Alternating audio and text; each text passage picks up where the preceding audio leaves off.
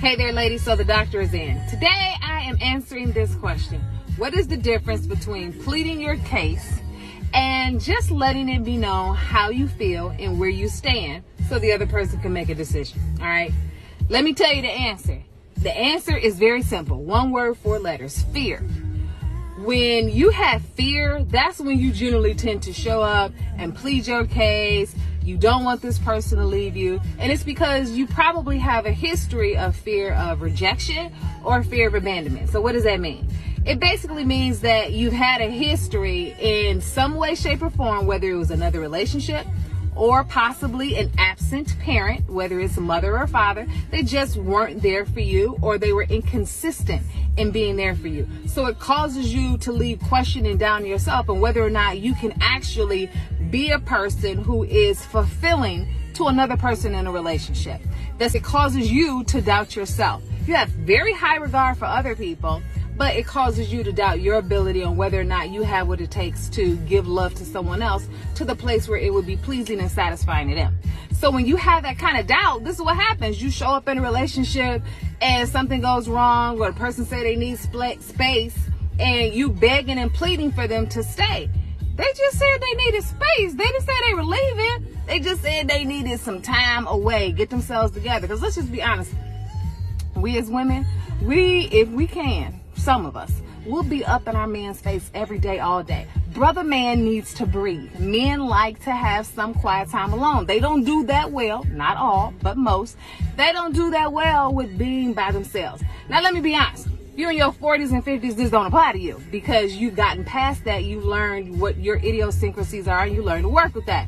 But if you're in your 30s, you're trying to figure it out. How do I make this relationship work? These are the problems that I'm seeing. If you're in your 20s, you probably just don't have a clue, and you can't be listening to your girlfriends because they in the same boat you are. They trying to figure it out. So here's the deal. If you are pleading your case, you're acting out of fear. Let that go. Stop doing that. Person either wants to be with you or they don't. Nothing that you're going to say should convince them to stay. You don't have to convince somebody to stay with you. They either want to do it or they don't.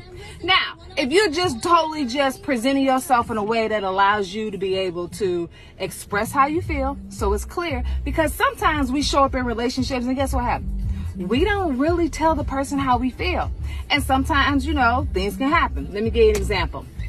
So I am seeing this guy. I'm thinking we serious, right? But clearly it wasn't two-sided because I ended up finding out that old boy is seeing somebody else. However, I basically said, all right, well, I'm not really a person who really expresses my emotions. Let me tell him how I feel. So what did I do? I called him up, told him, pretty much this is what's going on, how I feel. I think it was so long ago. I wrote him an email because he wasn't responding to my call. Now, that could appear desperate. I'm going to be honest. It could appear that way. However, I'm not a person that, if I call you twice back to back, I feel like I'm stalking you. So for me, was it a stretch? Most definitely was.